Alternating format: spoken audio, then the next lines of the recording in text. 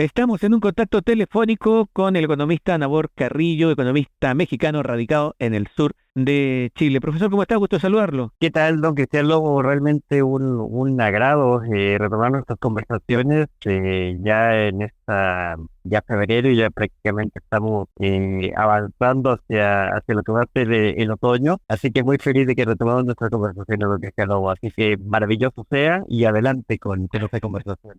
Así es, tenemos que apurarnos a conversar antes que nos pille septiembre, porque qué rápido que están pasando las cosas, ¿no? Me parece ayer cuando andaba dando los abrazos de feliz año y ya estamos en febrero y las tiendas con, obviamente, los artículos de vuelta al colegio, po. Es Sí, sí. impresionante. Lo que también ha cambiado mucho es que antiguamente, enero y febrero, por lo menos en Chile, profesor, usted es mexicano, como decíamos al principio, no pasaba nada, ¿no? Era todo muy tranquilo, pero el día de hoy, aparte de los incendios, la emergencia, tenemos noticias del ámbito político y también del ámbito económico. O sea, nadie para en este mundo actual y un documento de la Comisión Nacional de Evaluación y Productividad con un titular bastante preocupante se ha entregado en el último tiempo. Dice, cifra de productividad cae entre 1,8% y 2,4% en 2023 y confirma esto entonces la tendencia de desaceleración de los últimos 15 años, cosa que usted mencionó, profesor. En casi todos los capítulos usted lo mencionó. Sí, sí, sí. Cuénteme un poco de este documento, qué es lo que trae, bastante largo. Claro, sí, por supuesto, don Cristiano. A mí me gustaría hacer como una parte de tras bambalina, ¿verdad? ¿Qué pasó para que yo llegara a este documento?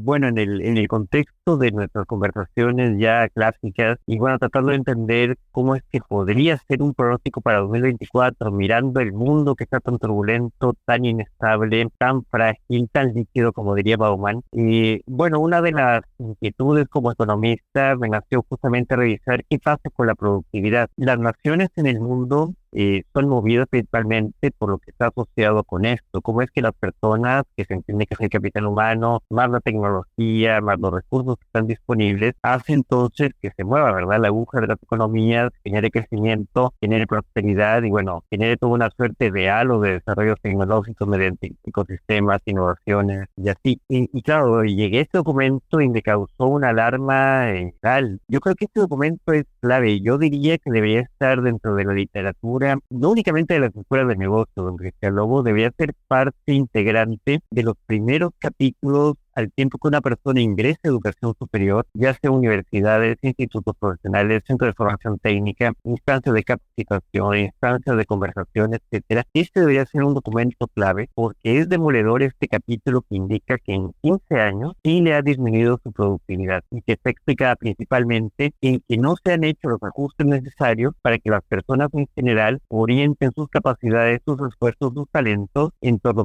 a lo que el mundo está hoy día demandando y exigiendo. En síntesis, yo creo que este documento, don Cristian Lobo, nos viene a confirmar todo esto que hemos dicho a lo largo de la historia, que hemos tenido el gusto de estar conversando en País Lobo, y que dan cuenta de por qué el país actualmente está atravesando por una suerte de tormenta perfecta. Hay inflaciones que aun cuando van a la baja, nos indican que el comercio igualmente va a la baja, los productos y servicios van a la baja. No tenemos un horizonte un horizonte claro de desarrollo. Entonces nos encontramos en un momento que es tremendamente alto, don Cristian Lobo. Y yo creo que es como un primer preámbulo. A mí me parece que es muy importante revisar este documento y también invito, ¿verdad?, a revisarlo. Entiendo que la plataforma de País Nuevo se va a compartir y creo que es un documento que amerita ser revisado con mucha atención, con mucha curiosidad y obviamente obtener las conclusiones del caso, don Cristian Lobo. Sí, este reporte de la Comisión Nacional de Evaluación y Productividad. Y ahora, la conformidad del tonto, se dice por ahí. Estuve viendo algunas entrevistas sobre economía en España, que va por ahí también, ¿ah? O sea, y se hablaba mucho de esto, cómo los países buscan mejorar su productividad y también su eficiencia. Y esto no tenía que ver necesariamente con los parámetros que siempre habíamos entendido, un poco de tener industria. O sea, hay naciones que han mejorado su productividad en servicios. Perfecto. ¿Ya? O sea, es un poco más complejo de lo que entendíamos. Y quiero ir a otro punto que también creo que usted lo mencionó muy bien. El día de hoy necesitamos que nuestros estudiantes, nuestros jóvenes y la ciudadanía tenga documentos actualizados en qué basarse para dar sus opiniones. Porque si uno, con el respeto que puede merecer la historia y se entiende como tal y está bien, pero hay cosas que antes funcionaban o antes era una realidad que hoy día no existe. De partida, si colocamos lo más actual, cómo ha cambiado la economía, a lo mejor todavía muy levemente con la aparición de la inteligencia artificial. Y conocíamos cómo solamente Google despide a 30.000 personas por el uso de la inteligencia artificial. Fuera de micrófono, cuando hacíamos las coordinaciones, veíamos un poco que cómo se menosprecia la complejidad de los mundos actuales. A eso íbamos un poco en el hecho de decir que esto es muy complejo, pero particularmente la responsabilidad nuestra es estar educados, formados para poder justamente cuestionar a nuestras autoridades de que las medidas económicas que se están tomando no están siendo las correctas y de que tiene que haber ajustes, los famosos ajustes. Ahora, ¿usted cree, profesor, que hubo suficientes señales en Chile para hacer ajustes? Y si estos ajustes se hicieron a la razón del tiempo, parece que no fueron los adecuados, ¿o no? Y es una pregunta muy interesante, don Giselo. A mí me gustaría hacer como una mirada larga, ¿verdad? Yo en el tiempo que estoy viviendo en Chile, desde el año 98 hasta la fecha, que han sido 26 años, y yo creo que Chile de alguna manera quedó en una suerte de promesa, ¿verdad? Una promesa declarada tanto en América Latina como en el planeta, y una nación vigorosa, incluso tuvo el eslogan de ser el jaguar, ¿verdad? De América Latina, comparándonos un poco a estos tigres asiáticos que están creciendo de una manera exponencial, con mucha tecnología, con muchos desarrollos, con incrementos muy significativos en peso a lo largo del planeta. Y bueno, Chile creo yo que quedó en una suerte de promesa. Y yo creo que este informe que aquí leemos de la Comisión Nacional de Evaluación y Productividad da cuenta de esto. Cómo en el lapso de 15 años, de 2008 a la fecha, que claro, el 2008 es muy significativo porque es el preámbulo de la crisis financiera que viene en 2009 y 2010. Y recordemos, Chile tuvo un terremoto devastador que se levantó. Y claro, yo creo que y ha faltado una suerte de mirada larga, don Cristiano. Hace un tiempo estaba leyendo algunos autores acá de Chile que abordan justamente el tema de la educación y hacían comparaciones que a veces son odiosas con otras latitudes y bueno, con otras naciones, y que se preguntaba, así como en seco, ¿cuál es el fin de la educación en Chile? ¿Qué es lo que queremos por el Chile? Muy buena pregunta.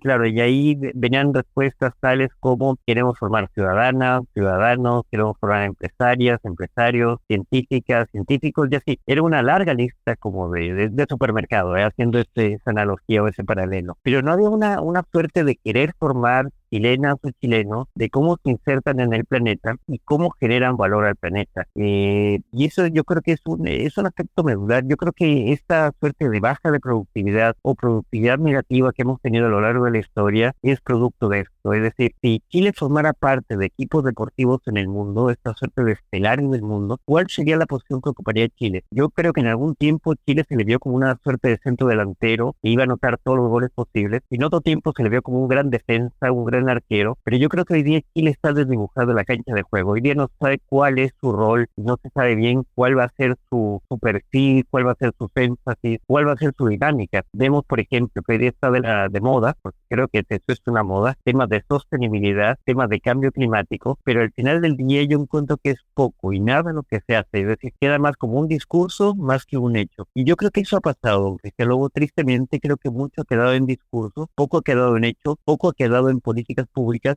y prueba de aquello es que la educación está tremendamente desfasada. Es decir, actualmente a la fecha, hasta ahora, se están ingresando temas de ciencia y tecnología, lo que está asociado con matemáticas y así, este famoso STEM, por sus siglas en inglés, Sí. recién ahora, pero no es un artículo o no es un argumento formal dentro de lo que es la educación, el sector educacional en Chile. Estamos llegando tarde, ¿verdad? Como diría Raúl Previ, este gran pensador, ¿verdad? Estamos llegando tarde al banquete de la ciencia, don Raúl. Llegamos, pero llegamos tarde.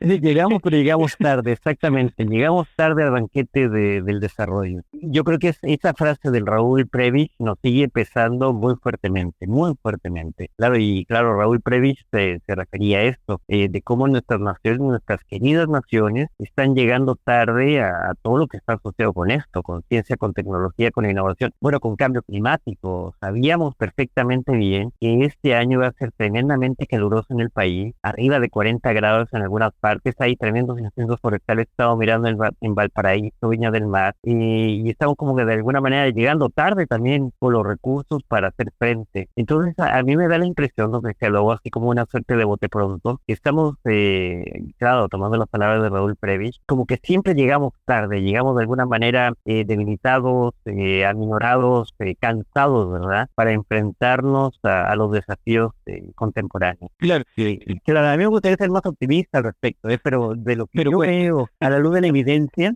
a la luz de los datos, cuesta ciertamente. nos queda de su vida. Y yo quiero agregar a la tesis o plantear la mía, mejor dicho, que es el tema de que llegamos, pero llegamos tarde, y como niño o joven adolescente queremos que nos premien por simplemente haber llegado, por el esfuerzo de haber llegado. Pero la verdad que cuando ya es un país adulto, hay que llegar bien y llegar a la hora y comportarse como adulto, y eso significan resultados. No basta simplemente con los esfuerzos, y ahí estoy con el hecho de que se hacen muchas declaraciones con el medio ambiente, desde la bolsa del supermercado para después encontrando que todos los productos que metemos a la bolsa de género son de plástico. Entonces, ese tipo de cosas que no llegan, es como llegar tarde, al final no llegan a repercutir, seguimos viendo basura, seguimos viendo problemas con los vertederos, para qué hablar de la 10ª región, la provincia de Osorno con los problemas que tiene, la Laja, por ahí también, Chiloé, que hablar, sacan los camiones creo que a otra región, es una locura. Y para la gente que se nos perdió, les aprovechamos y son fieles seguidores, y de seguro cuando vieron que estaba Economía en Podcast, nos fueron a escuchar, nos vamos a adelantar a lo que podría ser este año. Voy a dar una definición porque el profesor lo dijo, STEM. Ahora, la versión del estudio 2023 incorpora, como dice aquí en el texto, el enfoque STEM, vale decir, la integración en el aprendizaje de las materias de ciencias, tecnología, ingenierías y matemática en el marco educacional nacional. A eso se refería el profesor con STEM. Sí, efectivamente, así es lo que se lo vi, claro, y también ahí se ve una brecha en tema de género, que la participación femenina en este tipo de carreras no supera el 20%, entonces también ahí hay un rezago a escala país, y yo creo que es también una suerte de bofetada con guante blanco. Hoy día vemos, por ejemplo, personas notables, mujeres que han obtenido premios Nobel o que son científicas muy destacadas o que tienen un rol muy relevante en el planeta y que se lo han ganado a pulso. Y acá en el país, por tanto, tenemos todavía esta suerte de inequidad, ¿verdad? La balanza está todavía muy desigual. Entonces, claro, las políticas públicas de alguna manera van a orientarse justamente a estos públicos femeninos, para que vayan ingresando a carreras que tradicionalmente la participación es escasa o nula. Entonces yo creo que también es un gran desafío país, don Cristiano, cómo la mirada de las mujeres puede igualmente complementar y robustecer lo que es un anhelo país de desarrollo. Claro, por cierto, a mí, únicamente dejando la pasada, como una suerte de mirada, una reflexión. Yo no conozco la evidencia empírica acá en América Latina y el Caribe de que hayamos tenido una mujer como ministro de Hacienda.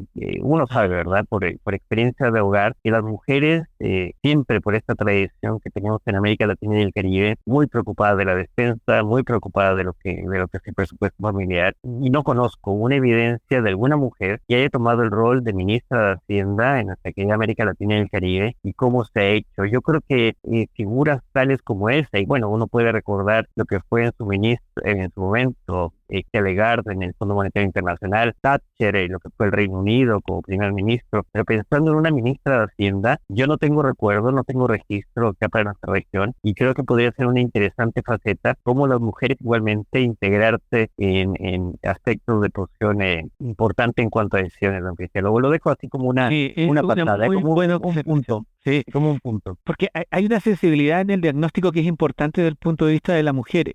Y por cierto que hay un tema cultural, yo ya tengo mis años y la crianza que nos dieron nuestras madres de alguna forma era que si uno tenía de esposa o pareja a una buena mujer, uno le iba a ir bien en la vida porque le iba a administrar los dineros finalmente. Sí. De partida los más derrochadores anteriormente, por lo menos en el siglo pasado, eran los varones. Puede que haya algunas excepciones y por eso son con respecto a las mujeres. Y lo otro es que la visión yo creo que es súper importante, porque voy a colocar un ejemplo internacional y local. Yo creo que aterrizar, el profesor varias veces y citando gente, y usted comparte conmigo que es muy diferente ver la realidad desde un escritorio lejano a estar en el lugar. Cuando usted le hablan de la tierra, usted, profesor, tiene un emprendimiento que está relacionado con la tierra. Todos los días ahí riega sus plantitas, está entre medio. de aquello, hay una visión. Hace un tiempo atrás salió un youtuber, Mr. Beef, que yo no sé si vio, que instaló alrededor de 100 pozos de agua potable en No. África, algo que Ya. no había podido hacer nunca la ONU.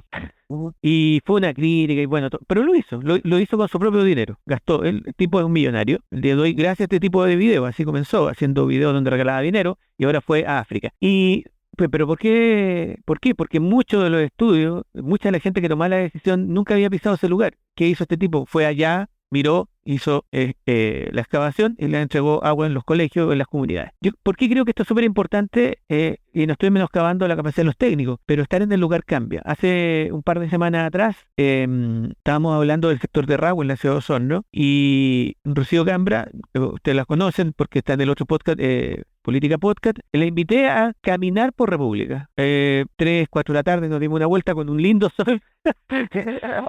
Y pues dijo, pero si yo paso por ahí regularmente, que si yo conozco Avenida República, yo digo, quiero que lo camine en República. Y le cambió notablemente la visión de que tenía desde la vereda que de la calle. Y eso le significó cambiar las soluciones que ella promovía en términos de rejuvenecer algunos barrios. Me dijo, esto es muy diferente desde acá. Y no es porque ella no haya caminado nunca, sino que había pasado por el lugar, daba por hecho que el lugar tenía un diagnóstico del lugar, pero claro, había pasado en vehículo, pero no a pie. Y no porque, bueno, ella viene al otro extremo de la ciudad. Entonces, qué importante es la educación, es la experiencia y estar en el lugar. ¿Qué opina usted, pues?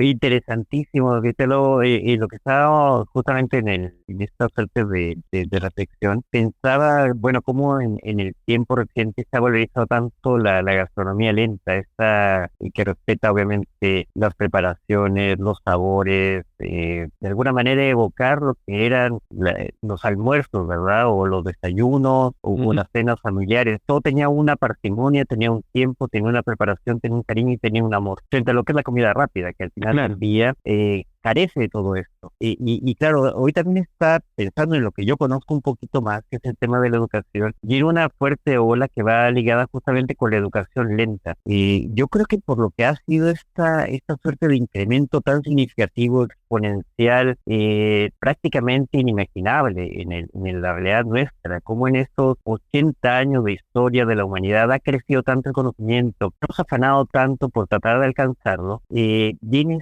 esta ola de tranquilidad del aprendizaje lento. Y estos aprendizajes lentos, trayendo a colación de las caminatas, ¿verdad? Por los barrios, las calles, las ciudades, etcétera, nos da una dimensión más humana, más certera de lo que está pasando en el día a día. Es lo que dice precisamente Esther Duflo, que es Premio Nobel de Economía, una de las más brillantes, de las más jóvenes galardonadas con el Premio Nobel de Economía, y que ella propugna, enaltece precisamente esto. Si uno quiere llegar a conocer efectivamente lo que pasa en un sitio, en una zona, en una localidad, hay que estar ahí, hay que estar en terreno, y es la única manera creíble, confiable y certera desde el punto de vista estadístico, de datos, etcétera, para llegar a formular cualquier tipo de solución. Si no, son obviamente soluciones que nacen en una realidad que no se condice. Entonces, premio esto, lo valoro y lo aplaudo, Cristian Lobo, porque claro, conociéndonos, viendo la calidad de persona que obviamente dirige a País Lobo, yo no podía esperar menos. Esto es lo que al final del día uno espera, de una persona que vaya, que recorra las ciudades y que haga una suerte de lo que hacían en otro tiempo los cronistas, ¿verdad? Y yo también creo que es un oficio, una profesión que se perdió tristemente. Los cronistas de las ciudades que daban vitalidad y que transmitían lo que estaba aconteciendo justamente en esas localidades. Así que lo valoro, lo aplaudo y lo celebro, don Cristian Lobo. Muchas felicidades. Realmente muchas gracias. Esperemos ir creciendo justamente en eso y recobrando lo que dice usted. Me gusta esto de lento porque hay un periodo de la lentitud que tiene que ver con la reflexión, el tiempo para darle una vuelta a la idea, ¿no? Y esto no significa que darle y ser menos eficiente, porque en los tiempos actuales premiamos demasiado la rapidez y eso por eso los medios lo han perdido también, porque estamos tan apurados a través de las redes sociales por sacar la información.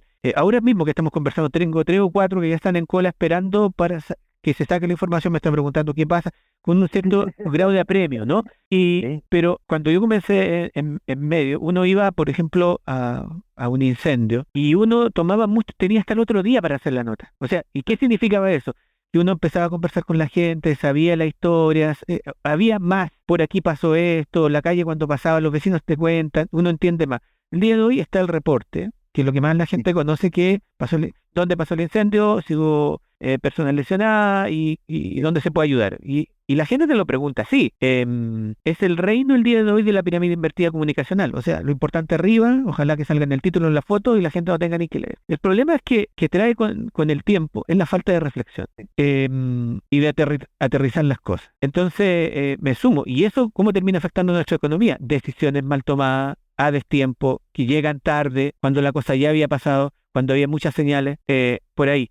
Quiero establecer algo aquí también, dice el reporte institucional, para ir terminando, no comiendo todo el tiempo el profesor, dice, aborda el diagnóstico al que llegó respecto del sistema de permisos para invertir en Chile, otro tema también, que lo sufrimos todos, porque la gente dice, no invierte en Chile, oye, nosotros tenemos los mismos problemas, definido, ¿por qué? Porque cualquier chileno quiere hacer algo con alto grado de ineficiencia, incertidumbre, inestabilidad, y da cuenta de la agenda impulsada por la autoridad en la materia avanza en la dirección adecuada, pero nos falta mucho. Sí, por eso yo invito a leer este documento, desde luego que es el comunicado de prensa, claro, lo que es el documento, el informe en general es más robusto, más completo, tiene obviamente evidencias que son muy interesantes de revisar. Lo cierto es que este comunicado de prensa es un informe en sí mismo, invito a leerlo, claro. También, volviendo al tema de la rapidez, hay gente que únicamente mira los titulares, mira las primeras líneas y de ahí pasa a un siguiente texto. Entonces, sabiendo que Chile tiene dificultades en cuanto a lectura, que ya está también muy, muy reconocido, bueno, hacer el desafío, ¿verdad?, de leer este documento, creo que es una invitación justamente a mirar la complejidad también de la que hemos hablado acá y transformar a Chile. Yo creo que es una lástima, yo creo que es un gran lastre, don Cristiano, estos 15 años de historia que, tal como dice este documento, han sido 15 años perdidos. Y esto es una pena, como no. Entonces uno entiende, bueno, qué es lo que está pasando y uno puede traer a colación, bueno, por qué tantos jóvenes en enseñanza media, por ejemplo, están pensando en ser deportistas, futbolistas, por ejemplo, particularmente hablando, y no ser científicos. Entonces la explicación es, bueno, ¿qué está pasando con nuestro sistema educativo? ¿Qué está pasando con el país? Que hay gente que cree, considera viable y que es legítimo también transformarse en futbolista, donde cree que ahí puede salir de la pobreza, no en la educación. Es también un gran tema, un gran tema. Ahí podemos conversar del Consejo Nacional de Educación, lo que dice la Comisión Nacional de Acreditación, que enhorabuena sea, hay más instituciones acreditadas y menos que son hoy día no acreditadas. Entonces hoy día también se está atendiendo la calidad, pero claro, cuesta y cuesta mucho. Cuesta mucho y lamentablemente la educación, volvemos al tema de la educación, se aleja cada vez más de la realidad y obviamente a los niños les hace cada vez más difícil conectar. Hay por ahí lumbrera de profesores que justamente logra darle un giro y son clases entretenidas, la gente te lo comenta, se lo agradece en redes sociales, pero también es cierto que tienen que lidiar con contenidos que no son relevantes para los muchachos y hay que entenderlo, lo que dice usted. Obviamente que es mucho más atractivo ser jugador de fútbol con la rapidez que significa ganar millones, jugar y ver y la ostentación que hacen también, que seguir una carrera más larga. Entonces, invito a la gente que nos está escuchando en estos momentos a cuántos científicos conoce, ¿ves? Sí, por supuesto. Sí. O sea, es más fácil ver un pudú, un puma, un ciervo, que encontrarse un científico. Claro, bueno, por cierto, a mí me gustaría destacar la figura del profesor Massa, que yo creo que él realmente es un rockstar en la materia, que él ha recorrido Chile haciendo justamente divulgación, lo que él mejor hace, lo que él ama profundamente, que es la ciencia, y que explica de una manera tan clarita, tan precisa, lo que es la complejidad, que luego él tiene esa gracia, y claro, por eso es un profesor tan destacado, premio nacional, ¿verdad?, en Chile, que logra explicar con mucha sencillez lo que es difícil de entender, la complejidad al final de cuentas. Y ¿sabe qué? El profesor Massa y muchos otros profesores muestran que sí se puede hacer y que la gente, si se le entrega de la forma adecuada, sí quiere conocimiento. Exactamente, totalmente cierto. Sí, o sea, ¿por qué se llena una media luna? Hace un tiempo atrás una foto muy bonita media luna donde él está haciendo una exposición, estaba ahí repleto. Sí, y la gente salió aplaudiendo, salió feliz, salió contento. Claro, o sea, lo quería. Sí. Había gente que reconoció que no sabía, que acompañó al hijo, qué sé yo, que acompañó. Y salió fascinado, dijo, no, yo lo sigo, me están pasando las redes sociales y todo. Entonces, no es que no haya interés, se está entregando mal. Se está entregando mal. Eso es correcto. El mecanismo de entrega es ineficiente y es incompleto. Datos que nos da la red, los canales que mejor les va son dentro de otros, pero dentro de los 10 más vistos, todos exitosos, son los canales de historia. ¿Qué significa eso? Que la gente le interesa la historia, pero entréguensela de la forma correcta y le va a gustar. Entonces, no es que esté mal el profesor de historia, lamento decirlo, profesor de historia, es aburrido usted, profesor.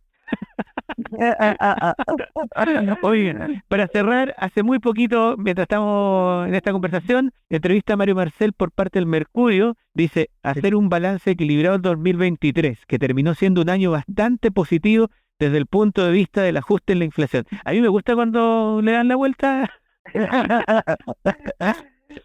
Podría haber sido peor, ¿ah? Podría haber sido peor, dijo. Pues faltó que diga eso, ¿no? Pues, así que agradezcanme. Agradezcanme, claro. Claro, como dijo una expresidente, todos los días puede ser peor. Sí. Profesor Nabor Carrillo, profesor mexicano radicado en el sur de Chile por amor, como decimos, porque está con su señora y toda su familia acá. Agradecido como siempre, profesor, de la gente. No, igualmente. Aceptar conversar con nosotros. No, al contrario, igualmente. Y se nos quedan muchos temas en el tintero y Sí. claro, también hay que hacer Bien, otra cosa del conversación. tiempo y de otros compromisos. Gracias. Qué muy Cuídese. amable. Un Un abrazo. abrazo igualmente. Gracias. Chau, chau.